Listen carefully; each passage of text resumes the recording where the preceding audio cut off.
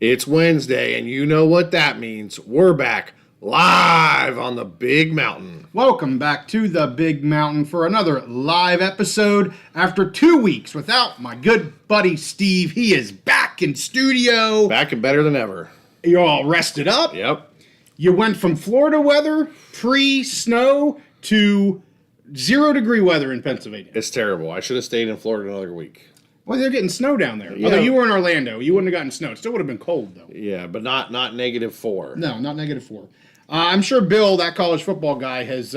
he's in snowy Wisconsin, so it's pretty freaking bad there.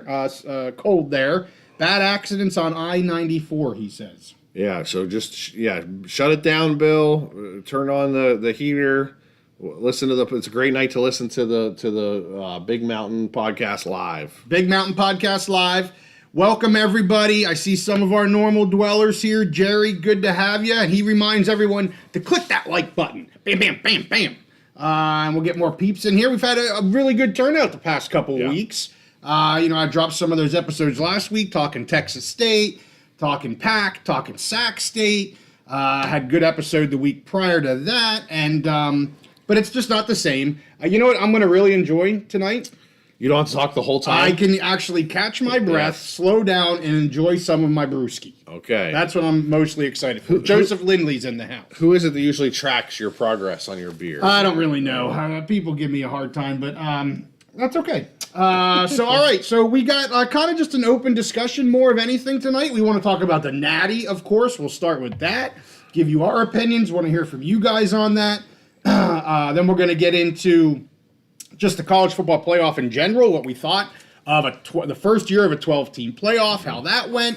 We want to talk a little bit about kind of early predictions, maybe not predictions, but just kind of early lines and who the favorites right now on FanDuel for next year's Natty, because, it's only 2 days ago we had the Natty. We got to start talking about next year. The new season starts, I think, in 252 days. So I saw that. There was I retweeted an episode on that, and I'm like, yep, they did it. Let's start counting down till next season. Yep. And then I want to end with some conversation about North Dakota State University, and kind of the opt-in, opt-out of the House settlement. What are they going to be doing with revenue sharing? We saw Montana State say that they're thinking they're going to opt in. NDSU saying maybe going to opt out, at least for the first year. Maybe have a conversation about that, hear from some of our viewers here, and end with that conversation. So how's that sound? It sounds good to me. I think we got our good old beer mug full of beer, and we're going Natty reaction. Steve, you want to start? Yeah. So what do you think?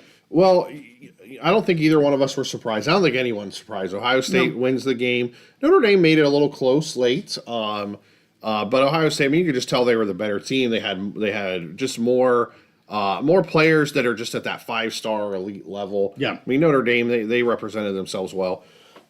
My overall thoughts, it's funny because you and I, before the season, we were both pretty much in agreement. Ohio State was the favorite. They were the team to beat. I think I said Ohio State, this might be the best team on paper that I had ever seen in college football. They were the best collection of talent. They lose that early game to Oregon by 1 point, in Autzen Stadium. Really, there was no shame in that. They had a chance to win the game. But then, their season was derailed, going to Michigan, losing again, I think was it the third or fourth time in a row. And it looked like, they were done. Both of us questioned Ryan Day's job, just like everybody was, and said the only way he could save his job is to win a national championship. Well, guess what? That's what he went out and did. Ohio State, and I think our viewers know I'm a Penn State fan, so I don't take any joy in watching Ohio State run through, but they ran through this college football playoff field. Nobody was really, they outclassed everybody. Will Howard did a great job of distributing the ball, to those great players, which, and I got to say, Chip Kelly, we talked about Ryan Day being a great play caller. I really think this year, a big part of the difference, I saw it in the Penn State game, and I talked about the way they were using that change of direction side to side against Penn State. And I saw some plays in the Notre Dame game. Even there was one where I think Ibuka ended up fumbling it after he got downfield, but the design was fantastic, and the way they called the plays I thought Chip Kelly did a great job in the Tennessee game, in the Penn State game, and in last night's game. That was a huge addition for them. They were able to get a Big Ten head coach, pull them out of a new Big Ten team, and have them come to Ohio State to be the offense coordinator. I think he made a big difference. And then their defense, just so strong. Yeah. They got so much talent all over the field. Yeah. So that's my thoughts on Ohio State. Yeah, it was looking really good for Ohio State. I started doing the Xing. This is exactly what we thought it was going to be. And then all of a sudden, Notre Dame makes it kind of close. And let me tell you, Howard was getting mighty concerned on the sideline, as I think every Ohio State fan was there for a little bit towards, was it late third quarter, early fourth maybe? But yeah, I won't focus on the negatives. Absolutely agree with you. I mean, you want a national champion that you can all agree upon, and there's no doubt in anyone's mind that Ohio State, the Buckeyes, absolutely the best team in the nation this year. They showed it throughout the playoffs, and they are a very talented team. And you talked about how talented they are on paper. That doesn't always get put on the field. Actually, it rarely gets put on the field. Everybody looks at the people, well, look at who all these players are, and 5-star this and this and that. And rarely does that actually, turn out to be the national champion. But my gosh, when they got to the CFP, clearly the best team in the country. Will Howard, the exact quarterback that this team wanted. We kind of talked about that early on. He's not going to make, he's not a super talented arm per se, but a big bruising quarterback. He can run when he needs to. But you mentioned how he can throw the ball around using all the different receivers. They were a little one-dimensional here recently with Harrison. It was just Harrison this and Harrison. And if it wasn't for Harrison, they didn't have much. This was a completely different offense, whether that be the play calling, some of the players. It was a really fun offense to watch, and not to take anything away from the defense. Fantastic defense as well. I'm just happy we have a national champion. We're just they're by far the best team in the country. They deserve it. And they can. And Ryan Day keeps his job for those that wanted him to keep his job, because I was the one. I also, as soon as he lost, I'm like, the only way this dude keeps his job, I'm like, he's done skis. Unless they win the national title. Well, guess what? They won the national title. He ain't going nowhere. I almost wonder if losing to Michigan obviously was terrible, but I wonder if that just kind of took the pressure off them, and they were just like, okay, whatever. We're not going to try and live up to a certain thing. We're just going to go out there and play the best football we can. Sure. And I don't care if I get fired. I don't care, whatever. We're just going to play. Because from that Tennessee game on, there was nothing holding back this team. There was nothing weighing them down, nothing holding them back. They were on fire. Fia, good to have you back. Haven't seen you here for a few weeks. We're going to get to maybe what the future may hold with the college football playoffs. So hang on to that thought. The comment here is, wish they could add a few more teams, maybe eliminate the conference championship games. We're going to get to that here in a little bit later on in the episode. So you're a little ahead of us, but we love it. Welcome. We got a couple new other peeps. Sergeant Moorhew. He's saying college football guy is here too. We're full of celebrities in the chat. Yes. Full of celebs. We got Big Mama 69. Big Mama's up in here. JEH is having a big old party because no Natty for the SEC. Well, we want to talk about that a little bit. Okay. I want to give my just kind of thoughts on this year's CFP. Yeah. First of all, and I think we said this in another episode, they got it right. They did it right. They did it right. The format was great. I think everybody, there was some talk in the first round, this team shouldn't have made it or whatever. But what a great, fun playoff. We got to see those home playoff games in the first round. Yep. The right team, I think, went through and won. We allowed everybody to play it off on the field. Arizona State, they had their chance against Texas, and they played well. They showed out. Yep. They had a chance. If they beat Texas, they had a chance to make their way through. The playoff, and again, they got to play it off on the field. Same thing with Clemson. Same thing with Boise. It was great. We got the national champion that we deserved or that should have been, but more teams got a chance to go out there and say there were no questions. You can't say for Boise, for Arizona State, you can't say, What if? What if we could have gotten a spot? They got a spot. They got to play off the field. It was great. Great championship. I'm looking forward to it. And JH says no Natty for the SEC. Well, you and I were talking off camera. We saw Paul Feinbaum after he was just pumping the SEC all year, especially as we got to the playoff selection. He said today, either today or yesterday, I saw a quote from him that the Big Ten is dominating college football. I don't know about that. I think he's being a little tongue-in-cheek. The SEC, really, I've thought for a while, SEC and Big Ten, they're right there. I think a lot of people thought the SEC was really far ahead of the Big Ten. I've never thought that. I thought they were right about there. They just had maybe 2 or 3 teams that were better than what the Big Ten has. Right. And I think that's kind of swapped right now. Both leagues really good. I think the Big Ten maybe has 2 or 3 teams that are better than what the SEC has right now. And we'll probably see that kind of go back and forth. That's something we're going to explore. But the Big Ten had a great playoff. No question about it. I think they were the only conference to have a winning record in the CFP this year. Depending on how the seeding could have went, we could have seen 4 teams basically, the 4 semifinalists, be all Big Ten teams. Notre Dame kind of was able to slide in there, as well. Right. But just a great year for the Big Ten, and a lot of that is the new teams coming over. I mean, Oregon and Washington. Washington had their great run last year. Right. Oregon, great team, great season this year. They ran into the OSU buzzsaw. But in Indiana, they got a lot of criticism for losing to Notre Dame. Well, after when we go back and look at it, they had the smallest losing margin of the visiting team in that first round. I think they showed out, well for themselves. Mm-hmm. Penn State kind of taking that next step. They didn't get to where they wanted to go, but had a good playoff. Got 2 wins in the playoff. So Big Ten really did really well. I thought it was a great playoff. I've never been more excited than I was this year. Now, I hope my team, Penn State, was in it. But just in general, for college football, to have 12 teams, to have those home playoff games, and to get all these teams to really play it off of the field. The rankings didn't end up mattering very much. Right. Because the teams that made it through the end were kind of in the middle of the rankings, right, which showed us if we give them a chance to play it off on the field, we will get a true national champion, and I think that's what we got.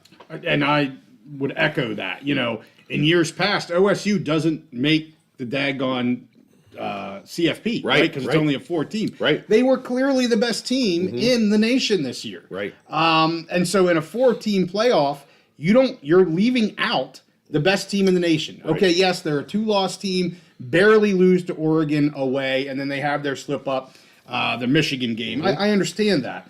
But, again, you get them in to the CFP, and they show you they're the best team in the nation. And that's why we need, this 12-team playoff. And I agree. I mean, I was excited for every game. I'm a college football guy. Yep. Yeah, I was more excited for some than some others. Yeah. But there wasn't one really dog that I'm like, I'm not really interested in that game. I'm not a big SEC guy. I'm not a big Texas guy. Right. So those are the games that I was the least interested in, just because I'm not a fan of Texas. But overall, I was interested in all the games. It was good football, for crying out loud. Really good. I mean, you look at the players that they're showcasing here, and the talent that we have in this country for football players. Yep. That's what you want to see. So I was really excited for it. Can tweaks be made? Fia kind of asked that question. Sargent asked about going to 24. We'll get to that here in a little bit. Of course, I think we've learned some things. I think some tweaks can and will be made. But overall, I think it was just a fantastic CFP, and we did it right. We got the right national champion. You can't ask for much more than that.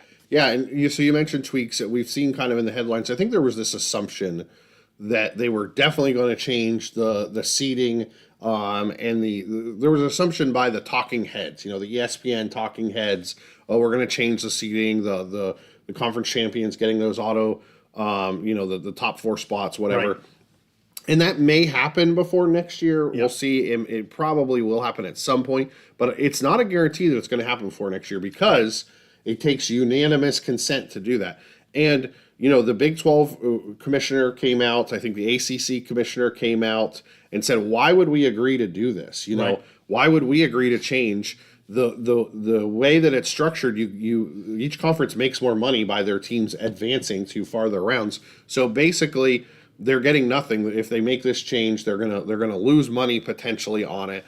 and they're not getting anything. So I don't know that that's going to happen. I think we may see a second year of the same exact format, which I'm perfectly fine with. I agree. I thought everything worked out really well. Now, I think eventually we will see more teams added, whether that's they go to 14 and they do like 2 teams have a bye, right? Or, maybe 16 in the playoff. JH says no more than 16. I think 16 for me, just as a fan, if I was creating a thing, I would go 16 teams and the top 8 seeds get home playoff games. Then it's equal. I loved those first round home playoff games. Yep. I thought it was great. I would have loved to see Boise host a home playoff game on the blue carpet this year. Yeah. Penn State hosting a playoff was fantastic. I love that. I would love 16 teams with the first round all being home playoff games. I think it would be great for the sport. And that may happen eventually. We'll see. Yeah. But I'm not convinced that there's going to be any changes for next year, which again, you listen to the talking heads, you listen to the ESPN, all those people, they pretty much said it was guaranteed going to happen. And then the decision makers, that's what we always talk about on our show. Right. Listen to the decision makers. The decision makers said, not so fast. Mm-hmm. Well, I'm going to agree with Bill, that college football guy, for all the crap the committee got last year from especially one fan base. Yeah. I totally agree. Absolutely got it right. They did. They used the framework they had to use, they were given to use, and they used it perfectly. And what we got was exactly what we asked for. Yep. And yes, totally agree. Committee absolutely got it right. No reason to believe it won't happen again. Next year, you can always complain about the 13th team. That'll be the new norm. If you go to 16, they're going to be complaining about the 17th team. That's just how it's going to be. But totally agree. Absolutely got it right. So with that, since we all seem to kind of agree for the most part that, this year's CFP was right. We got the right teams. It worked out well. Maybe some tweaks. Let's look at next year. Yeah. Because why not? So right now, FanDuel odds have Oregon State. Our B fans would love that. Yeah. Ohio State as the favorite at plus 500 to repeat as the Natty champion. They have Texas and Oregon at plus 650, so a tie there for second. Then they've got Georgia at 700, and rounding out the top 5, your Nittany Lions at plus 850. They're the only 5 schools that have odds that are greater or less than 1,000, plus 1,000. Everybody else is over that 1,000 mark. So again, OSU plus 500. I mean, they got so much talent. They use the transfer portal. They have it figured out. They're going to be in the top 5, you would think, no matter what. So fairly safe bet. Not surprised by Texas. Not really surprised by Oregon. Georgia, we'll see. They struggled a little bit here and there this year. And then Penn State, they're bringing back a lot of talent. Yep. Would love to see them add to a little bit of their offense here maybe. But, I think that's a solid top 5 for FanDuel. Yeah, I agree. Clint says, welcome back, Steve. I appreciate it, Clint. Good to be back. And what else does he say? Get rid of the bye weeks. They were only black eye. Yeah, I get it. And if they go to 16, then that will be a good way to get rid of that. Mm-hmm. So my comments here, first of all, OSU, they're defending champ. Yeah. They're just absolutely loaded. Almost every year they're the favorite or one of the favorites. So it makes sense. They are losing a ton as well. Yeah. They're losing so much. They brought so many people back. So they're losing a ton, but every year they're in the top 2 or 3 of recruiting. They've shown they'll use the portal. And they have the best, next year they will have the best overall player on offense and possibly the best overall player on defense coming back. Yeah. In Caleb Downs and Jeremiah Smith. Right. 2 fantastic players. So if you can build your offense and your defense around those players. Yeah. But they're going to have to figure out their lines of scrimmage, all that kind of stuff. But it makes sense there. Texas, again, they're just a team that's loaded with talent. They've recruited really well. I know you're not a big Texas fan. Next year, Arch Manning will be the starting quarterback. Right. He's shown to be more of a dual threat. He can really run. He can do some things. So I'm really interested to see how the offense looks different with him next year. And also, they were decimated at running back this year. So with him adding more of a running component and they get some healthy running backs next year, I'm interested to see I think someone mentioned they were too high. It is what it is. It's preseason rankings. They have a lot of talent. 250 whatever days until the season. Yeah. Exactly. Oregon, I'm not surprised at all. Again, just totally loaded with talent. Yes, they're going to have to replace Dylan Gabriel and some of those receivers, but they've brought in some major talent. They have the full NIL budget. Yep. They have an unlimited budget basically to bring in talent. They're going to be at the top for a while here. Georgia, I wouldn't be surprised to see Georgia and Alabama. Alabama took a little bit of a step back this year. Yeah. I could see Georgia kind of doing that next year with, I think, the two teams next year to look out for in the SEC, along with Texas, are Florida and Tennessee. Yeah. Both really, really good young quarterbacks. Played well this season. I think Florida and Tennessee are the teams to kind of look out for, that they may jump Georgia and Alabama as those perennial powers. So we'll see. And Penn State, I always try and be, not be a homer fan with Penn State. Yeah. They're bringing back a lot of players. We'll see. They're bringing back, their starting quarterback, their two-headed monster at running back, Singleton and Allen. They're bringing back their entire offensive line, a lot of their defense. So yes, bringing back a lot of players. Yeah. We'll see how it goes. I mean, every year with them is, can they beat Ohio State? They play Ohio State next year. They play Oregon. Yep. Two of the best teams. But we've seen you could potentially lose to both of those teams, go 10-2, still get into the playoff and have a chance. Yep. So we'll see how it goes. I'm not capitulating that they're going to lose to those two. Right. But even splitting those two would be a fantastic season. Great chance for them. And I think, again, Penn State, I think they've taken everyone's been waiting for them to take that next step. Yeah. And I think they've taken the next step, but there's still another step for them to take. They've taken that step that they're right there. They're one of the contenders. They made it to the semifinal, but they still haven't gotten over the hump with Ohio State, with Oregon. We'll see if they can do it next year. Well, I'm not going to subject you to my comments of Drew Aller that I made last week, but I made some not so nice comments about Drew Aller last week.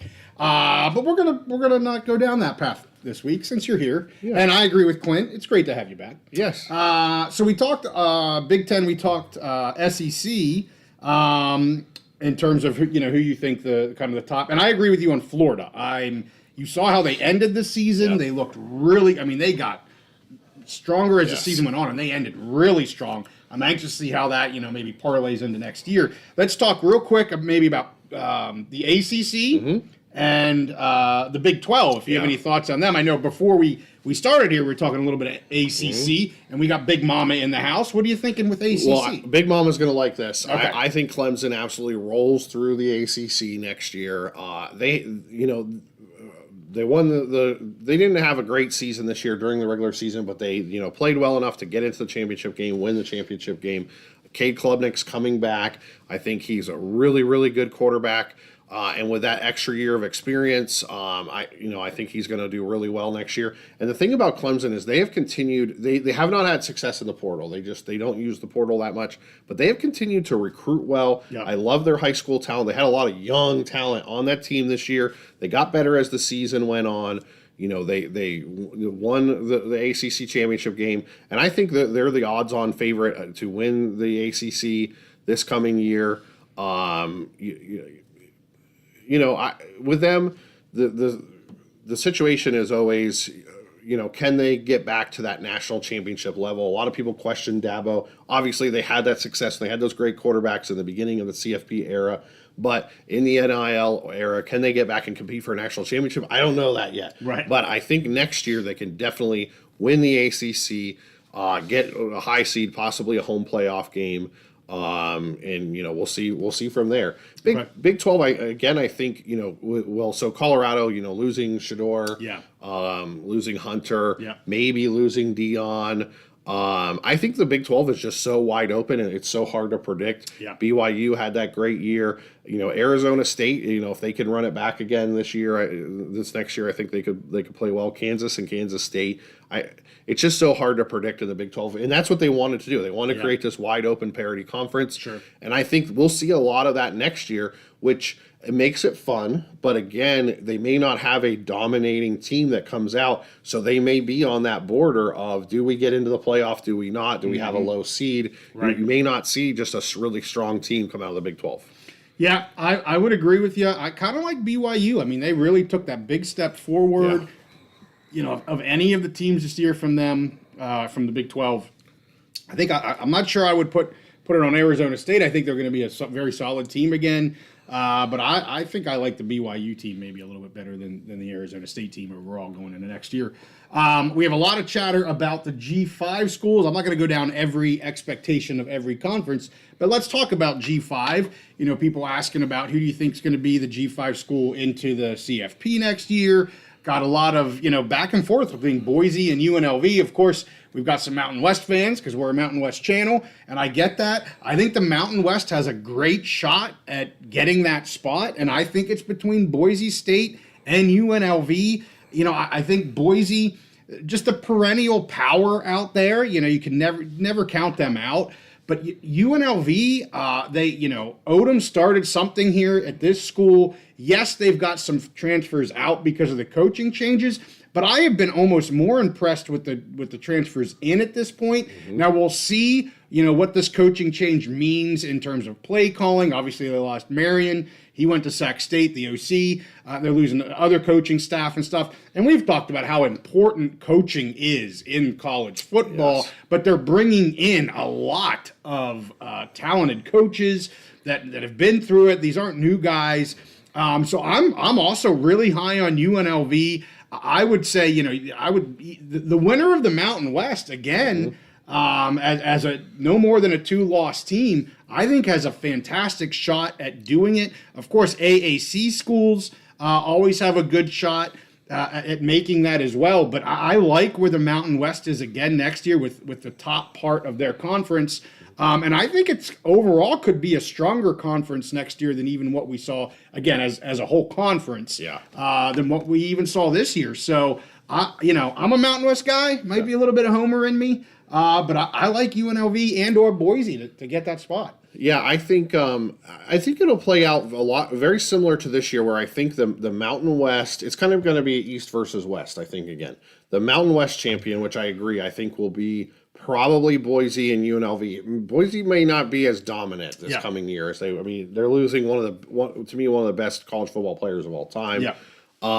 But whoever wins that, I think will have a good shot and a good path.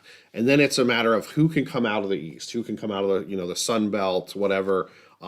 Tulane was mentioned. I believe Tulane kept their head coach, and I think their quarterback had gone in the portal, but I believe he's come back. So that's going to be the thing. Who comes out of the Mountain West, what kind of resume can they put together versus, a Tulane or a Memphis or whoever, does Army run the table again? Versus who comes out of the East and how you can match up that resume. And honestly, depending on how the Big 12 looks and how the ACC looks, you may be a chance where you could get, you call me crazy. Last year we said Boise could get a top 4 spot and people thought we were crazy. Yeah. Call me crazy. Could we get 2 G6 teams in next year? Ooh. I don't think that's outside of the realm of possibility. I like that. Because when you look at some of these G6 teams, I think they are competitive.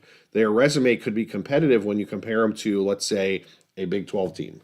Yeah, a couple comments here I want to hit on. Yes, BYU, as you know, Clint, we try to be unbiased as much as possible, especially when we're making picks. And, this isn't official picks for us, but I am trying to give, honest opinions here. Yep. So I am putting the BYU to the side when I make my BYU comments, but well done on that. And if we could point out, we had, before this last season, and I forget his name, I'm sure you'll remember. I think it was Trevor. His name was Trevor. Came and did a BYU preview for us, and he absolutely nailed it. He did. Their quarterback play and how well they would do this year. So maybe we can have him on again. We're going to have to, so that the BYU can maybe have a good season. There we go. And yes, so Bill asks about, losing a Heisman level running back is going to be tough. Big shoes to fill. Yes, absolutely. No doubt about it. Big shoes to fill. But Surf City Bill's exactly right. Sire Gaines is a beast. He was injured a good part of this year. And I think maybe towards the end, they just kind of kept him out to make sure he was,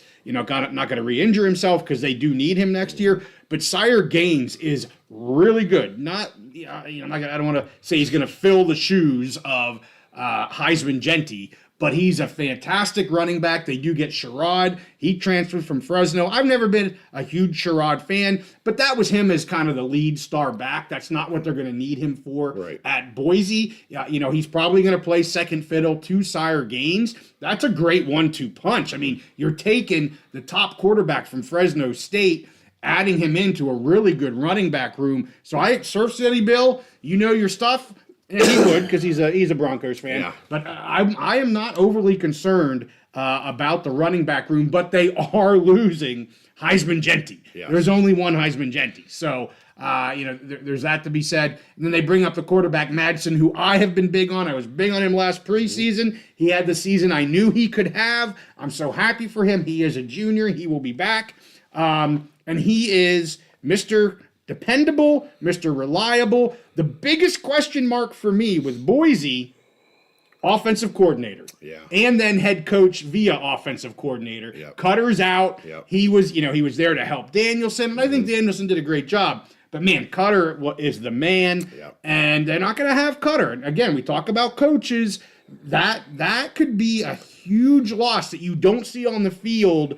That maybe trickles into the play more so than people, Again, I'm not knocking the new OC, but Cutter's great. And I saw some people knocking, some Boise fans knocking Cutter, when they played Penn State. Yeah. The thing is they were playing one of the top defenses in the country. I thought Cutter did a great job all season. So much knowledge and experience. Yes. So it'll be hard to kind of replace that. Now I will say they have an opportunity with Madsen, having another year under his belt. I thought he played really good against Penn State. Genty was amazing, and they were able to ride Genty. Genty was their entire offense. I think they have an opportunity this year, this coming year, to maybe have more of a balanced offense, where they can keep defenses kind of guessing a little bit. So I think that's an opportunity for a new OC to kind of exploit. Well, Surf City Bill said just today, Madsen said that the new OC is going to feature the passing game. There you go, Steve. Man, it's like, did you read that? That's that is a nice little parlay into one of Surf City Bill's comments. All right, so we got to that. Did we want to talk a little bit maybe about changes to CFP? We talked about that a little bit, or some people had some comments about that. I know we already kind of talked about that. Anything that you think may happen, or you just think, hey, we're going to keep it as is for a year? Yeah, I think for this next year, we're just going to keep it as is. And someone mentioned almost all of the conference commissioners have said they want to keep it as is for next year. Yeah. And right now, they have the leverage. That's the thing. We've talked about this many times. There's the short term versus the long term. Yes. In the short term, the majority of the conference commissioners have the leverage. In the long term, the Big Ten and the SEC are going to throw around their muscle. Well, I think we're going to do another episode. There's going to be meetings in February between the Big Ten and the SEC. Yeah. They're going to talk about what they want for the CFP. I think there will be long-term changes, but not short-term changes. Okay. And the long-term changes are going to be dictated. It's just the way it is. They're going to be dictated by the Big Ten and the SEC. So it's the short game versus the long game. Yeah. We talked about that last year with the AAC. Yeah. And for me, as long as I think there's definitely compromise to be found where the Big Ten and the SEC can get what they want, which I think what they're going to want is either 3 or 4 guaranteed spots, and still keeping those avenues for the G6 teams to be able to get in, and also the ACC and the Big 12 to have a guaranteed spot potentially, and the G6 teams to play their way in and have a chance to play on the field. I think there's still avenues, and that may most likely that's going to involve expansion yet again, where Big Ten, everybody wants some guaranteed spots, the G6 still wants access, so maybe we go to 14, maybe we go to 16 teams long term. I can get the 16. I totally understand that. Somebody mentioned I think 24 earlier. To me, we're going overboard with 24. But we add a few more to get to 16. I can understand and live with that for sure. So I want to get to North Dakota State. I know I was sending some things out on X. Maybe we've got some Bison fan here, and we'll talk about them here. I'd like to hear either from Bison fans or just anybody in the chat about kind of what's coming up here with revenue sharing. Before we do that, I want to just throw out some things we have coming up here on the Big Mountain. I talked last week that we have confirmed a discussion with AD Censure for UTEP. Steve, I was wearing my new UTEP shirt, Pay Dirt Pete. Ooh, I saw that. Did you see my Pay Dirt Pete? Yeah, I'm yep. very excited about it. I think I've mentioned it maybe a good half dozen times so far. But anyway, we got him coming up. I am working on getting the AD for the new football member of the Mountain West come 2026, Northern Illinois, to join us here on the mountain. His name is escaping me right now. I apologize. But NIU AD, I've communicated with him. He's interested. We just have to get a date lined up. So we got more interviews, more conversations coming up with ADs, working on a very big conversation that I've been working on for several months. I think it's getting close, but I'm not gonna say it yet because I'm not totally sure about that. Going to be working on more ADs. I'd like to try to get our friend JD back, Jeremiah Dickey. He said he'd be interested to come back on. So maybe when things die down here, we can get Mr. Dickey back on. He's with Boise State. I'm going to be working on some others too. So, I think if we get NIU and we get UTEP, we already talked to GCU. And am I missing one? I might be missing one. We talked to Tarleton, but they're not a member yet. You're not a member yet. But we're not a member yet. Not a member yet, yes. But we're getting some of our new peeps out here as well. So yeah, I'm really excited for that. And I know, Steve, you're working on a few Big Ten ones. I think we're going to do a little bit deeper dive. Frazier, thank you, Bill. I knew somebody would have it. Sean Frazier, NIU AD, yes. He's hopefully will be on here in the next couple weeks. But you want to talk about some Big Ten stuff. I think the Wisconsin issue that's going on, maybe take a little bit of a deeper dive into that. And you have a couple other ideas with the Big Ten. Yeah, Wisconsin and Miami kind of fighting over a player. NIL contracts are involved. Kind of is an interesting perspective from how the NCAA reacted. So I think we're going to do an episode on that and just kind of break down. Definitely over the offseason, we'll be digging into the Big Ten, what went right this year, and what went right, what went wrong, mostly what went right for the Big Ten this year, and talk about revenue sharing, the House settlement, how that, there's some indications that the new NIL, where things are legal, is helping the Big Ten, whereas maybe the SEC was dabbling in that before, kind of in the shadows, and now the Big Ten is able to do it in the light of day, and they're and maybe they're able to generate more revenue because there are more legal ways to generate it. So we'll talk about that for sure. One thing that I'm real interested in, and we've said we're going to still continue to cover the Pac. I really enjoyed this last season. It's a shame it didn't go on. The Pac, the remaining two playing basically a Mountain West schedule. I thought that was a lot of fun. The next year they're going to have a total different schedule. I'm really interested to see how that goes, along with the coverage with them on CW, Mountain West coverage on Turner Networks, TNT. So I'm interested to look at those schedules and excited how that's going to play out. Someone mentioned, why can't the Mountain West just add the 4 Dakotas and 2 Montana schools? I know you've been covering this really closely. We love to have fun with maps. Yes, and showing everybody the maps and all that. So I'm sure you've talked about it a lot. You've done a bunch of episodes. We'll continue to talk about that, about what potential FCS schools the Mountain West could add. For me, and I've said this before, I think the Mountain West should be, I'm just going to throw it out there again, JY. Hold me back if you need to. I won't. Tarleton State, Tarleton State, Tarleton State. I'm not holding you back from that because I agree with you. Months ago, I said if I was in a room with, and we both love Gloria Navarez, she's fantastic. I'm not questioning her leadership of the conference because she's done great. But if I could get in a room with her, I would say add Tarleton State tomorrow. I think, to me, if there's one FCS school that's the number one opportunity, get into Texas. Get that there's money, there's growth, there's people, they have everything you need, in my opinion. So for me, that's the FCS school I'd be looking at. But I know you're going to continue. You're looking at the Dakotas, you're looking at the Montanas, looking at every opportunity. So I think there's 2 main reasons, Mike, as to why that isn't going to happen. One, and Bill hit the one, money is certainly one of them, and money along with what kind of the new environment with college football is, with whatever's going to come from this House settlement and what comes after that in terms of scholarships and revenue sharing and all of that. I mean, that's all money, right? It's not just the $5 million to move up, but it's the $5 million to move up. It's the stadium costs. It's the cost of doing all of that. Money's an issue. And the other issue right now is Mountain West leadership being unsure if they even want to move up FCS schools into the conference. I don't think the House settlement, a lot of people say, oh, once the House settlement's going to get done, things are going to happen. I don't think that's what's going to happen here at all. I don't think it's the House settlement because, as we talked about with AD Classy, right after that settlement happens, new litigation is going to come out about Title IX. Then there's going to be more risk on the table. They don't know what that's going to mean. With the revenue sharing, how do you split that up? Well, football is going to want a huge share because they're earning the money. Well, then how does that relate to the other sports?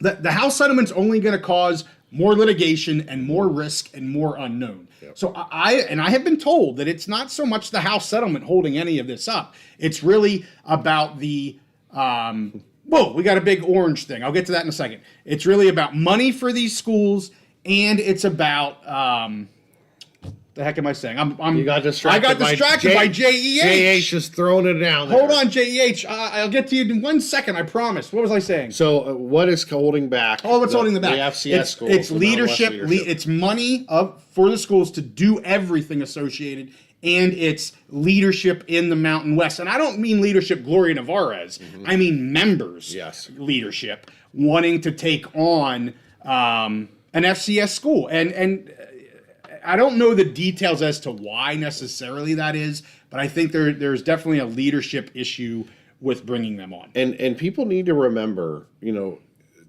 university presidents are the decision makers in everything. Yep. We talk about the Big Ten, and yes, you have TV executives who put their input in.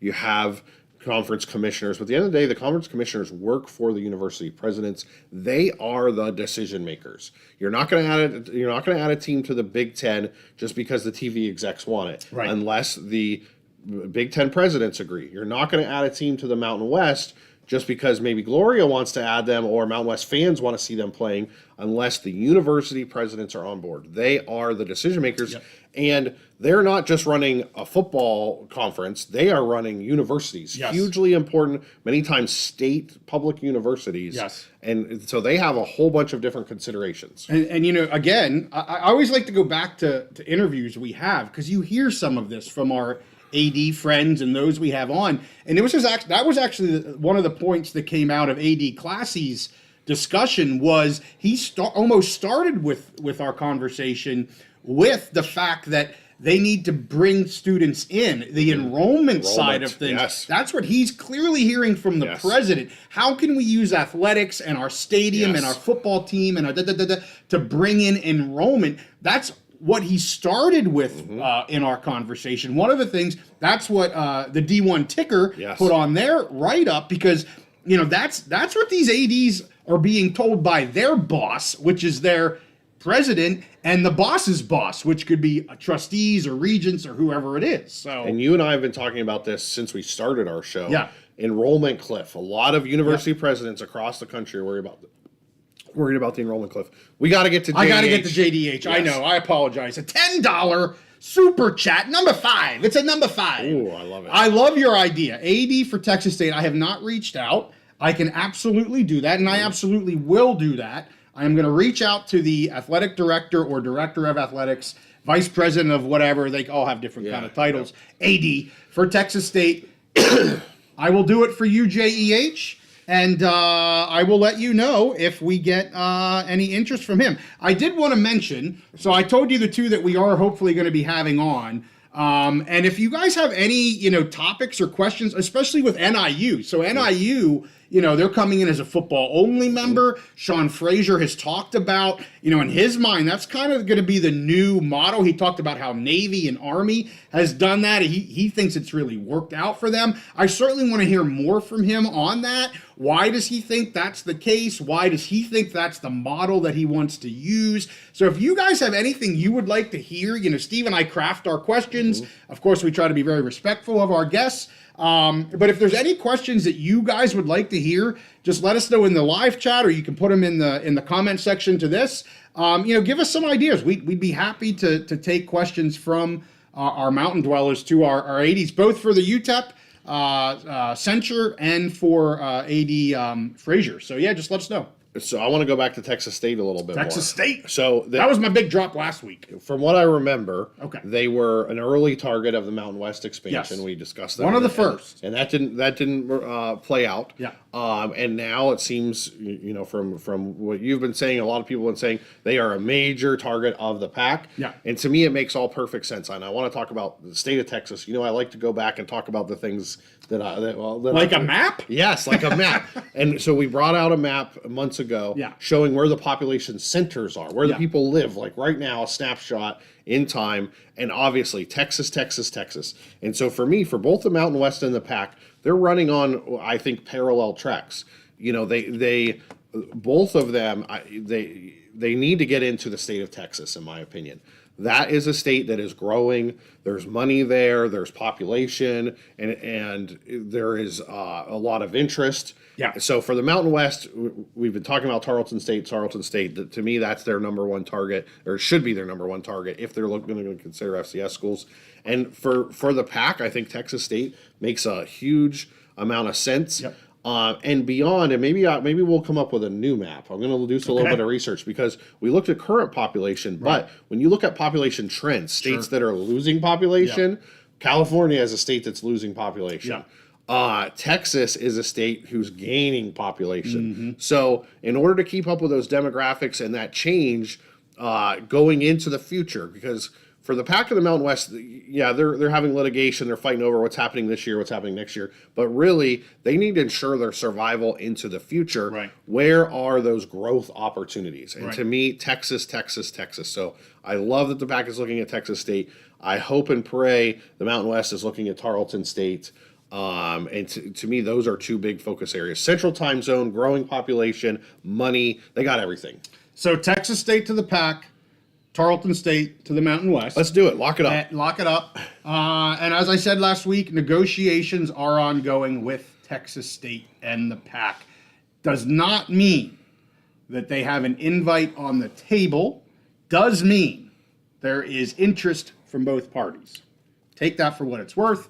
Two other things that I want to get to real quick. Number one, Rumblings is in the house. Welcome back. He was my Steve last week. Oh, okay. He was putting in some great comments. He got me going. That's why I couldn't catch a breath. Okay. He was and I had to keep up. So good to have you back, Rumbling. I call him Rumblings, but it's Rumbling CDS. It's Rumblings. Yeah. Hey, on the mountain, officially known as Rumblings. But anyway, he was on it. She was on it last week. So thank you for that, and thank you for coming back. And Surf City Bill, no way that I'm holding you back from anything. That's probably true, but if you go low, if you just kind of take him out at the knees. He knows my weak spots. Bam! I do.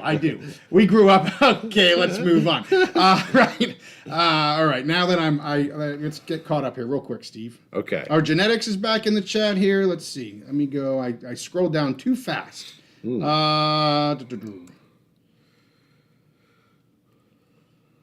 Yeah, Mountain West. That college football guy says Mountain West should look into FCS to ensure survival. Yeah. I mean, I think they're pretty solid right now, but I do think their growth opportunities are in the FCS. Okay, so Joseph Lindley thinks biggest, or NDSU is that's going to where I'm going to get to next. Biggest issue is they don't have leadership with a vision for the future, and what can they achieve if they push for it? And that's a big thing. I mean, when you look at the leaders, if they want to push to something, that's how they get there. I would look at Boise State here recently with what Jeremiah Dickey has done, their president, and the successes that they've had is because they have leadership pushing them there. And I see that with Tarleton State. I think Tarleton State has leadership that's pushing them to the next level. I mean, we had A.D. Yurzai on here a couple months ago, and he's like, we're ready.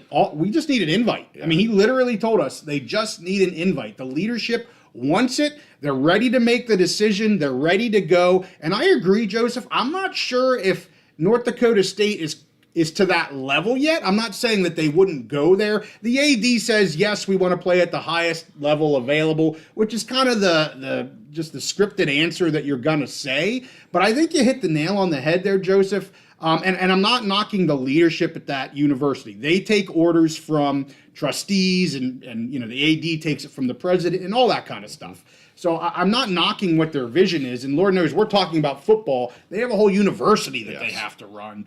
But that is a huge piece of this. When you have leadership that's pushing for something, hell, let's talk about Sacramento State for crying out loud. I mean, look at what that leader is trying to do for that university in terms of FBS. So that's a huge piece. So, I want to make a comparison between North Dakota State and Tarleton State. Yeah. So there's a lot of focus on North Dakota State, primarily, I think, because of their results on the field. Yes. Someone said National brand says they're a for national brand. Yep. Absolutely, and their results on the field have spoken for themselves. But there's a lot more to it than that. Yeah. As far as joining an athletic conference, a lot of it, like what you said, is leadership. What are all those? How do you build the foundation to move up to FBS and be successful? And with, in my opinion, Tarleton, with their growth, with their demographics of where they are, and with their leadership is really pushing to that level. They meet all those requirements. North Dakota State is they're the pretty flowers in the window, right. You know, and it would be exciting. I mean, them playing all these Mountain West teams would be fun football and would be exciting. But do they have all those building blocks to make a successful move to FBS? I don't know that that's the case. I totally agree, and I think that's why they're being a bit wishy-washy, unclear. I mean, clear. Maybe they're not sure. Because they're not sure. Yeah. I agree with you. They're not 100% sure. Sargent wants to know when there's a big mountain live tour. Ooh. We're working on it. We're talking about it. I don't want to let the cat out of the bag until we're sure what we're going to be doing. But I have brought up several ideas of taking a live tour. I'm not sure so much a live tour, but definitely going on site. Come watch UNLV play. I love that idea. That would be a lot of fun. Just some other things. Again, that's all I'm gonna tease. Okay. I'm gonna tease that we're talking about it. Yeah, that we're talking about going places. I'm going to add a little tease. Oh, go ahead. I'm trying to keep as much of my August schedule open as possible. Okay. July?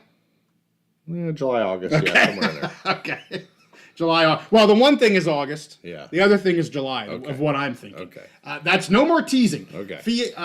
Somehow we got New Mexico State on here. I don't know how that. Oh, here we go. Steven brought up Texas State, New Mexico State. Yeah, I don't think New Mexico State. I mean, I get a lot of hate from some New Mexico State peeps on X, and it's not that I'm not a fan of them. I just don't see them moving out of the Conference USA. Right. I'm sorry. And they're like, oh, you don't like them. Oh, we're better than... No. Calm down. I just tell it as it is. And New Mexico State, to me, isn't on anybody's... It's not on the PAC, and it's not on the Mountain West board. They're just not on the board. They don't add anything to the Mountain West other than a spot, a body, a mouth to feed. I want to... JEH mentions Malik Murphy. Some people have been talking about that. Did I go too far?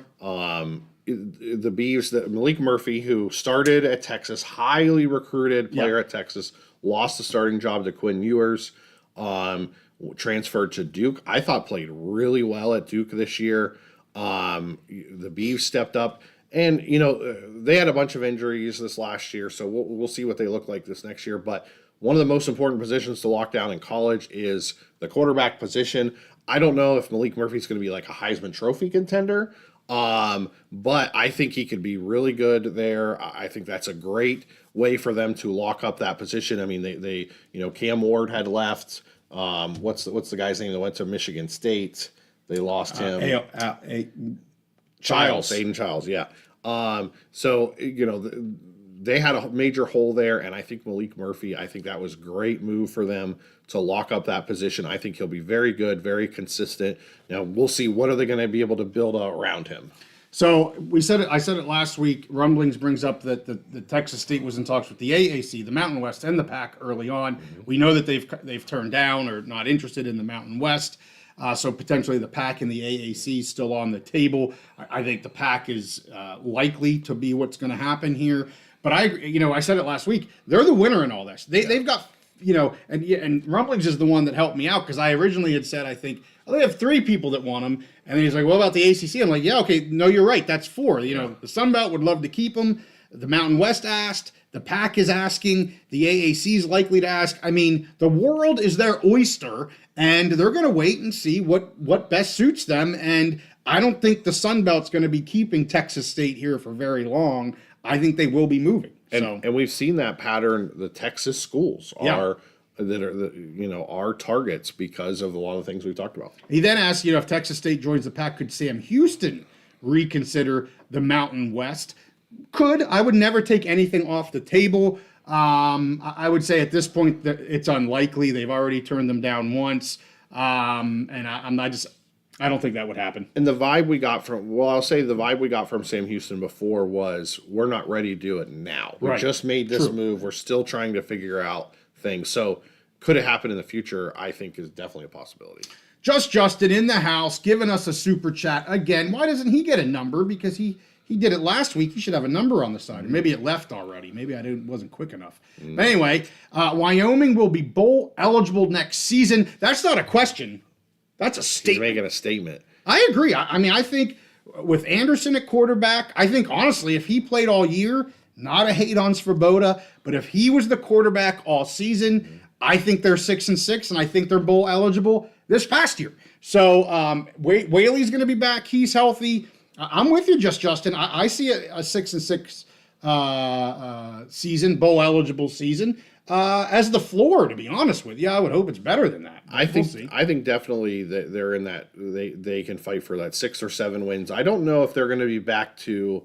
It may take a little bit to get back to where they were a couple years ago. They were really they were fighting for a conference championship. Might take a little while, but definitely I think they can get to bowl eligible. Sure. So I want to talk North Dakota State here last. We're getting close to our hour. Appreciate all of the comments. We got into much more realignment than we were expecting, but this is exactly why we love doing the live shows. I said to Steve, I think we're going to be doing kind of our topics on our standalone episodes and more kind of interaction-y type of live shows. So this has been great. We love all this interaction, all the questions, all your thoughts.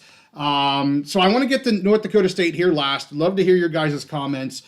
So it's been put out here recently that they're most likely, I think the article said 99.9 or something like that. So they're going to be opting out here at least early on of revenue sharing and all of that. And I read the article, and my very first thought was, ooh, that's a knock. Yeah. That's going to be hard for, my very first thought was, because I've been using both Tarleton, or talking about both Tarleton and North Dakota State being the potential FCS targets for the Mountain West. My very first thought when I saw that was, ouch, that hurts North Dakota State's chances of becoming a Mountain West or any FBS conference member.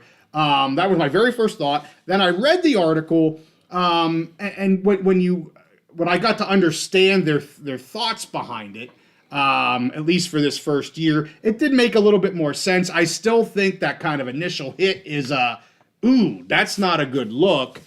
If gets back to the question of leadership, where do you want to be? If you want to be there, you're not coming out and saying, yeah, we're going to opt out of this for right now. And the reality is they probably have to opt out of it for right now because, again, as we talked about, money. And what was said in the article was kind of twofold. One was the scholarship limits. They really don't want anything to do with the scholarship limits right now, and that's justifiable. I get that. It hurts some of their sports. It hurts their programming to some level, and I think that's a real reason why an FCS school would say, hey, for now, we want to opt out. And the other one was just like, we want to wait and see what everybody else does.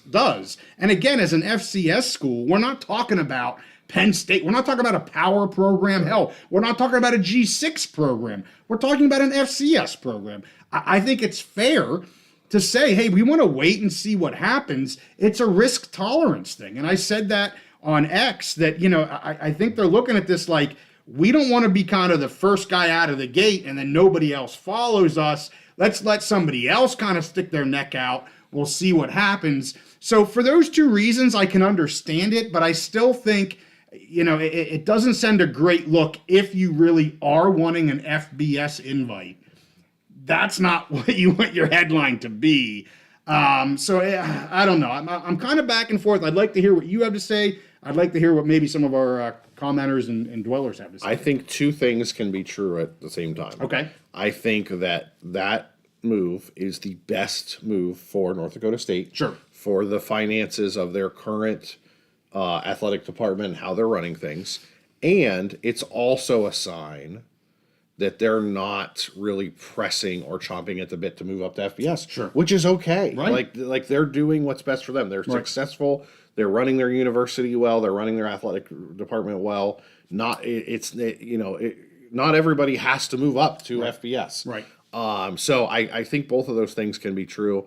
I like the your breakdown. I agree with it, and I don't necessarily look at it as a knock. It's just an indicator to me that like they're not 100% chomping at the bit to move up to FBS because maybe that's not the best path for them. Right. Maybe they can continue to just be successful with doing the way they're doing things now, and opting out is the best path for them. I did want to say real quick, Ricardo Trevino, UTEP fan in the house. All right, UTEP. Welcome. I really enjoyed the episode we did where we kind of welcomed UTEP to the Mountain West. Yep. We had a local guy there. That was a lot of fun. And then somebody said... That's right. Picks up. There you go, Steven, throwing that pick out there. Yeah. Okay, so FIA brought something up. And this is something we're going to talk about more in the offseason. Okay. So FIA says the problem with revenue sharing at the FCS football level is Title IX demanding equal split between men and women. Yep. Not so fast, my friend. Okay. So here's the thing. And this is kind of my wheelhouse. I work in the higher ed world. I know what you're going to say right now. So Title IX does not say that. Yes, Okay. Now, there was recent guidance, and we really stay away from politics as much as possible. Yeah. There was recent guidance from the outgoing administration that their view, their policy was with revenue sharing that it must be equal. Well, that's not in the federal Title IX regulation or code or U.S. code, whatever. That was an interpretation by an outgoing administration that they put out 2 days before they were out. A new administration, a new federal Department of Education can have a different perception on that. And ultimately, I do think no matter what any administration's policy or viewpoint on it, that is something that will be decided in the courts by federal courts. So I don't think it's not as cut and dry. Just because the federal Department of Education said it has to be equal. That's not true. That's not necessarily true or correct. That's something you mentioned. This House settlement is going to just mean more litigation, and that's one of those things. It's going to be decided by litigation. My interpretation, I've read it, I'm very intimately familiar, and to me, it's an equal opportunity to play and participate in sports. It's never been equal revenue. Football has always brought in more revenue and spent more money, and that's always been okay as long as the schools gave women athletes an equal opportunity to play and participate. And I think we will continue to see that moving forward. So it's not necessarily correct that Title IX demands an equal share. I don't think that will be the case. Yes, Malachi Nelson going to be the quarterback with UTEP. I don't know if you saw that when you were out gallivanting on your vacay. I did see that pop up, and that's a huge addition for awesome. them. Yeah, it's fantastic. I am so excited what UTEP is building down there. As I said, I just hope they keep that coach, they keep that program going, because come 2026, I think they could wreak some havoc in the new Mountain West. A couple people, I keep seeing Sac State pop up. I'm still open to the possibility of Sac State. I know maybe at one point you kind of were moving away from that, as it didn't seem like open it was likely. For what? Open for them to eventually get an invite to the Mountain West. Oh, yes. No, I don't think that's going to happen. I don't think that they're a priority target. Again, I've said Tarleton State is my, but I'm still open. I'm intrigued by their market and what they're doing with their leadership. I don't think anything's imminent, obviously. Sure, yeah. But I'm open to that possibility. I think it could happen and could be a beneficial move in the future. It just doesn't seem like that's a priority that's like they're looking at right now. Yeah. One last thing I want to say about North Dakota State. Then we'll wrap this guy up. Fia says thank you. Very helpful. You're very articulate when you get to that type of stuff. So well done. North Dakota State, and I talked about this early on in our live episode, or I think it was early on, mid, when we were talking about FCS adds to the Mountain West. You're already having some presidents or leadership, whether it's presidents, I don't know, leadership that has some trepidation with FCS partners or bringing up FCS. If you see an FCS school, North Dakota State, that maybe isn't quite sure that they want to do it, that's not going to help any sort of leadership that already has a little bit of question about doing that. So Again, I agree with you. And the Bison, the administration, whatever, they have to do what's best for their university, and that may not be FBS. Yep. And it's just going to be what it is. The fans are just going to have to deal with that. I know they're thirsty for that for the most part, but again, if you have one side that's like, yeah, we're 75% there, and another side that's like, yeah, we're only about 50%, we want you, that's not going to push them over the line. Now, if you have one that's like, we're 50% if we get the right fit, and you have another university, and I'm going to use Tarleton, I apologize, we say them a lot, that is just thirsty for it, they will do anything, knock on, I'm using that in jest a little bit, but they'll do anything in order to get that invite. They're committed they are to focused it. And committed. Who in the heck is, who may the Mountain West go after there? Right. So, maybe the writing's a little bit on the wall. I don't think it's a done deal for North Dakota State. But it definitely is, it makes it maybe a little more difficult to convince leadership that you're ready to go. And I will say, I think sometimes, and it's just human nature, I think fans, whether they're Mountain West fans or fans of that program or whatever, they focus a lot on the on-field results, which is huge. That's important. But there are a lot of other factors that are just as important, some maybe more important than the on-field success. So on the field, North Dakota State would make so much sense. It would be so fun. It'd be awesome. Fun football, but there's a lot of other factors that go into it. Good point. All right, well, Mountain Dwellers, thank you so much for making this another awesome live episode. We're at the hour mark. That's about where we like to stay. We'll be back again next week. We'll have more for you. Excuse me. Tomorrow we will drop an update on the Pac and Mountain West lawsuit. I've been telling you that's been coming. Fortunately, I was able to wait for Steve because we have a pretty good conversation after I kind of lay the groundwork. As you know, we tend to do here on the mountain. I'll talk for a good, 7-8 minutes and lay all the groundwork. And then, Steve will give his input and we'll have some back and forth. I think it's a really interesting episode. I think you guys would hopefully enjoy it. I think maybe throw some things out that you haven't really heard before in terms of that lawsuit. So we'll see where things head. As you know, we do everything Mountain West. We do everything Big Ten. And of course, we do everything Pac-12. Squeezed money in the house. You guys are very welcome. Thank you so much. As that college football guy says, Bill, smash that like button on the way out. We'll see you guys next time on the Big Mountain.